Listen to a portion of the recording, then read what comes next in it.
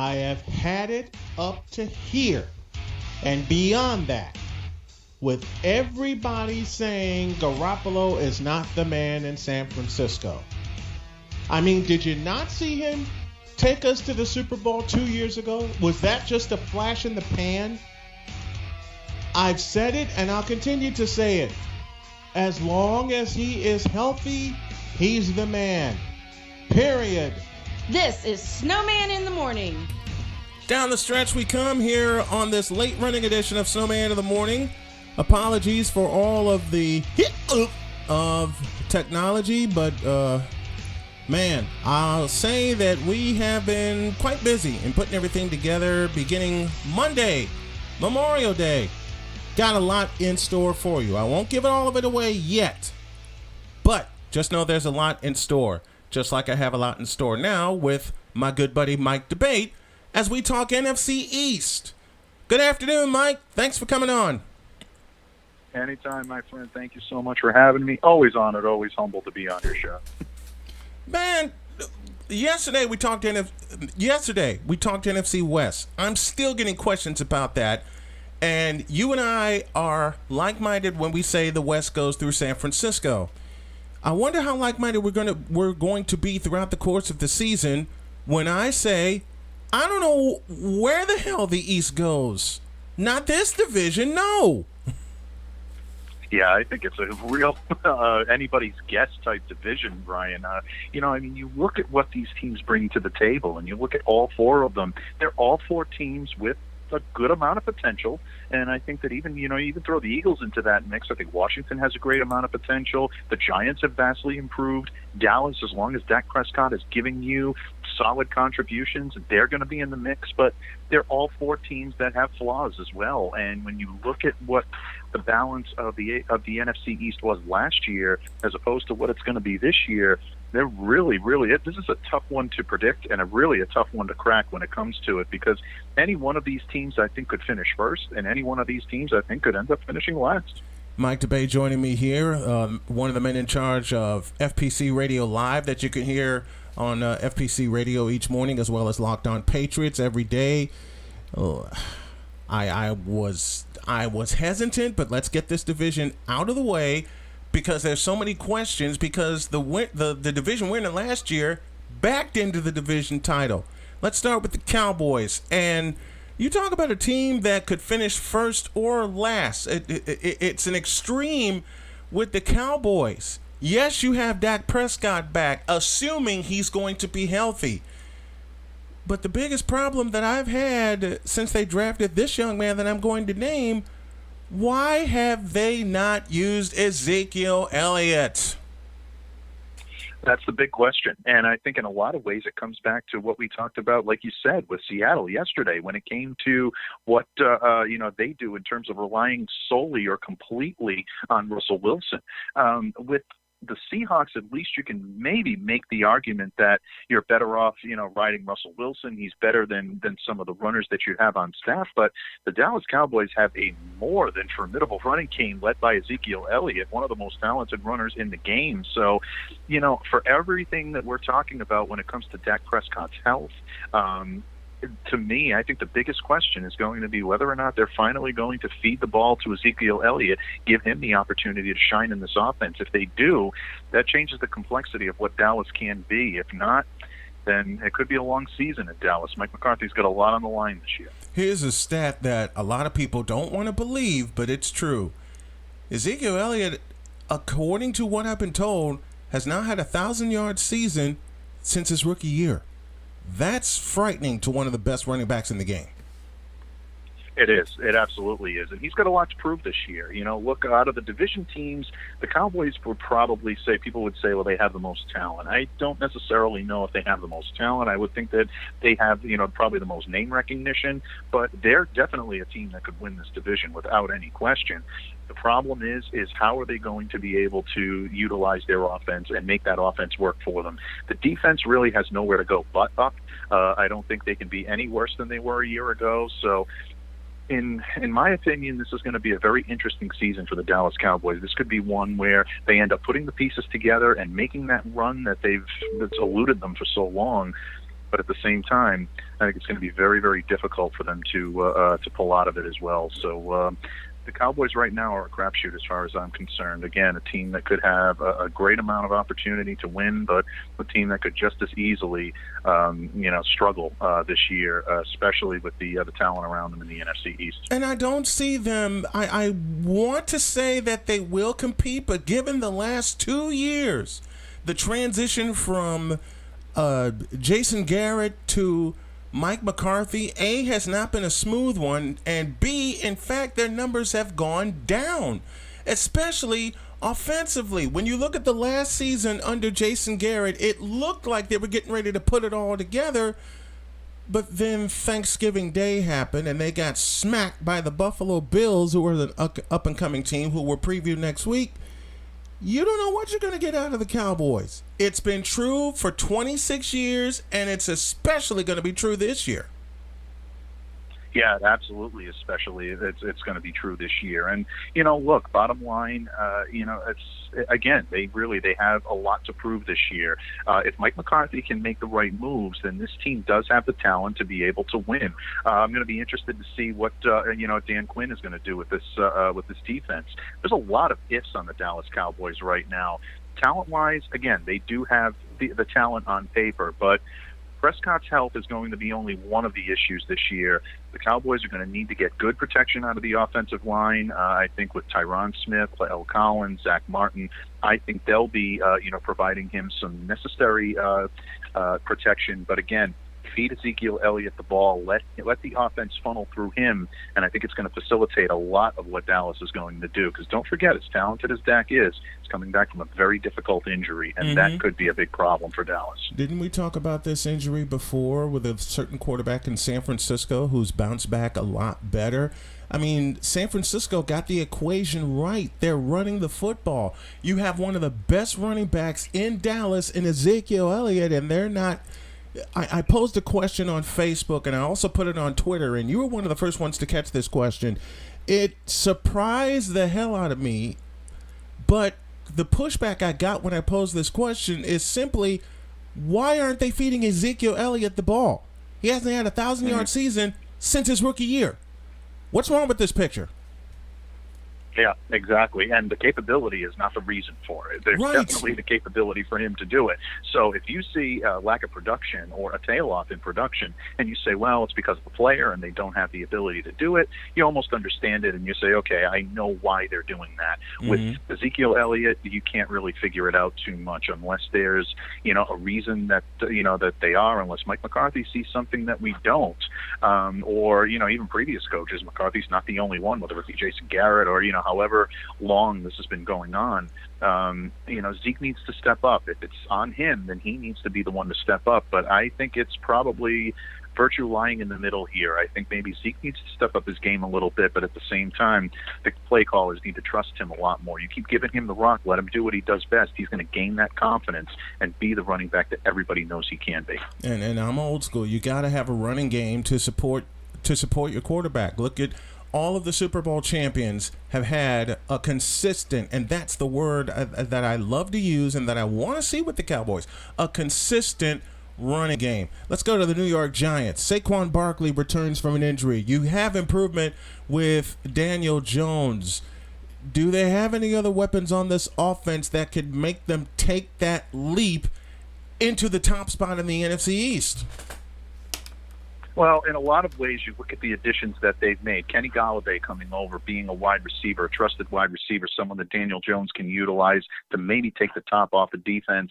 That could be an interesting and intriguing option for him. I still like Kyle Rudolph. I still think there's stuff left in his game at the tight end position. Is he that prolific tight end that he was in Minnesota a couple of years ago? Probably not. He's probably taken a little bit of a step down, but I think that was a good signing for them as well. I'm very interested to see how Kadarius Toney does in his his rookie season.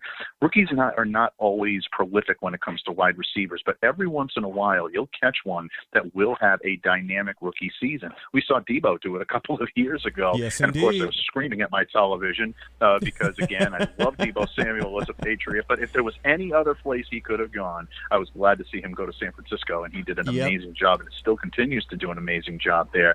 But Kadarius is someone to me that I scouted as a possible Patriot. I really love the way he plays. He comes from a team that has a very strong offensive mind in the University of Florida. I think it's going to be an interesting fit with Daniel Jones, with Saquon Barkley coming back without any question. That's going to be a huge addition for them. On the defensive side of the ball, I like Adoree Jackson coming in and sealing up that cornerback position. So, they were close to winning the NFC East last year with the league's 31st ranked scoring offense. They have nowhere to go but up. The ability that they've added and the pieces that they've added indicate to me that the Giants have a chance to make that leap.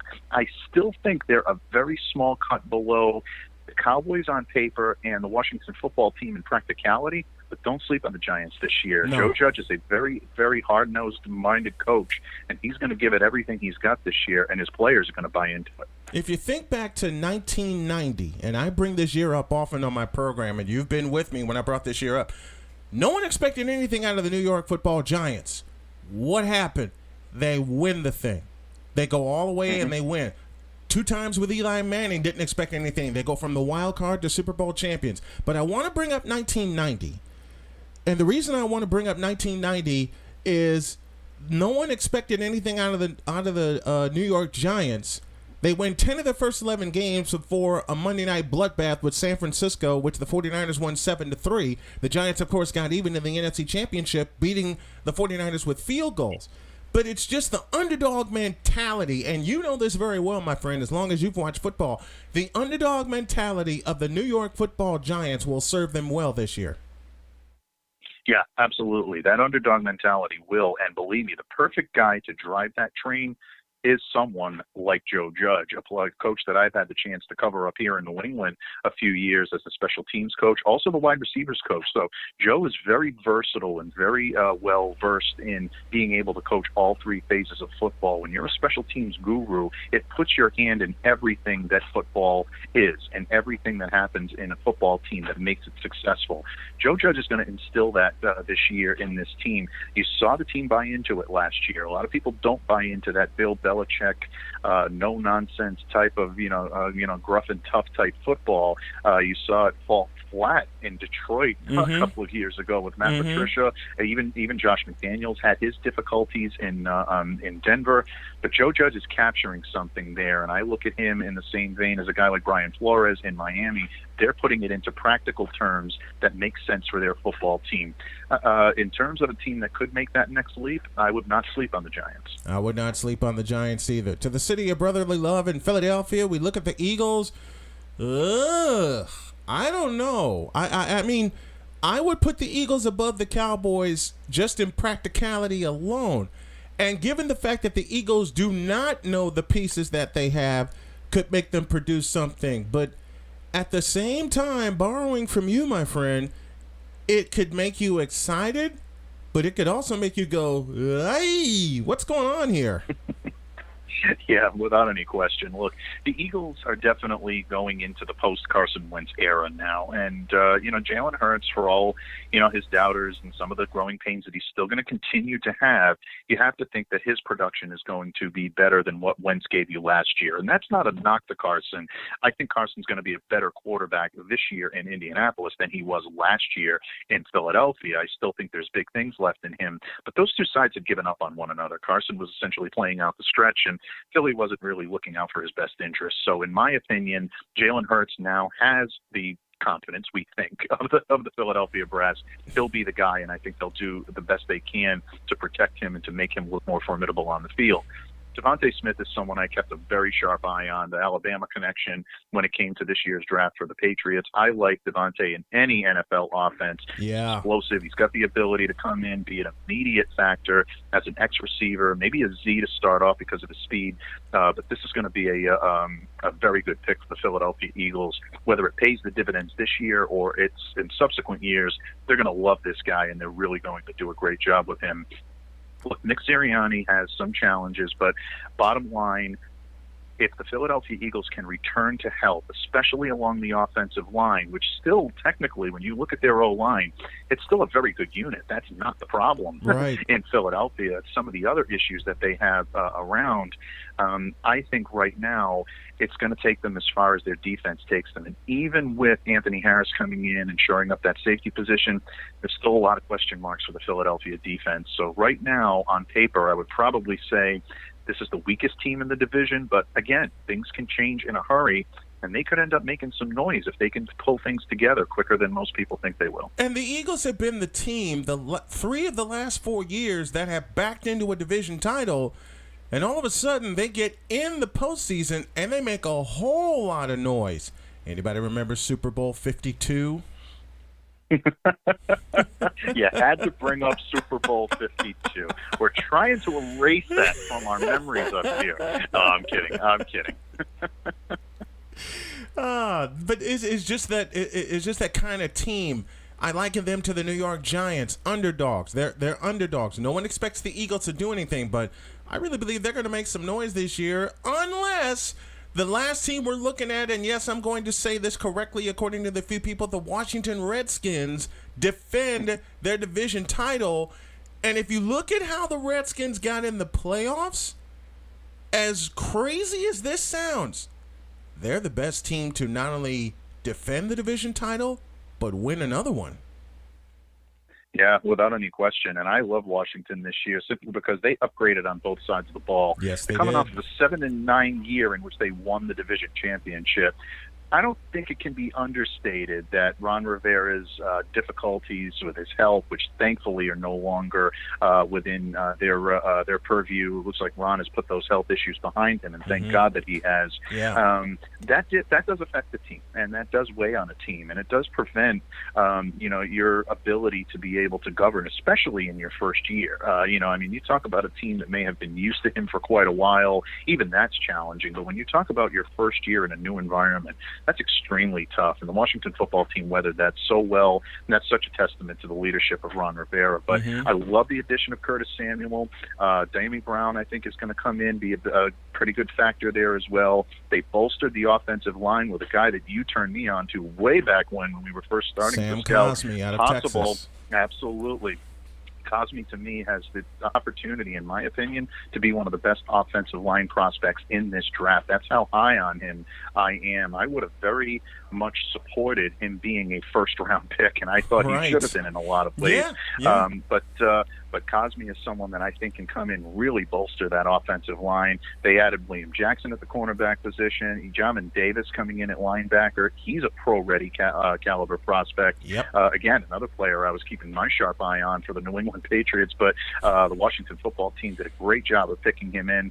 And let's not forget Ryan Fitzpatrick for all of the difficulties that he may have at times. This is a guy that can win. He knows how to play. He knows how to adapt to systems. He can get the most out of his players. And at the end of the day, is he going to win you a championship? Maybe, maybe not. But at the same time, is he going to win you more than he's going to lose? I still believe so. And I think he's a good transitional quarterback right now for the Washington football team as they move into that next phase. So I like the way this team is constituted this year. And right now, I still think they're the pick of the division. I believe that. I believe they're the pick of the division as well. That's our preview of the NFC East. Mike DeBate joins me. Listen, tomorrow I want to do a Q&A, so drop your questions either if you're watching on either YouTube or Facebook. Drop your questions there, or you can email snowmaninthemorning@gmail.com. That's snowmaninthemorning@gmail.com. Let's answer some fan questions tomorrow before we continue our division previews. Mike DeBate joining me. Thanks a lot, my friend. Appreciate the time.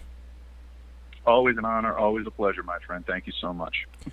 Man, oh man, I gotta say it. I gotta say, hail to the Redskins, and I'm saying it right. I gotta say hail to the Redskins. You never know what's gonna happen, but that team just seems to be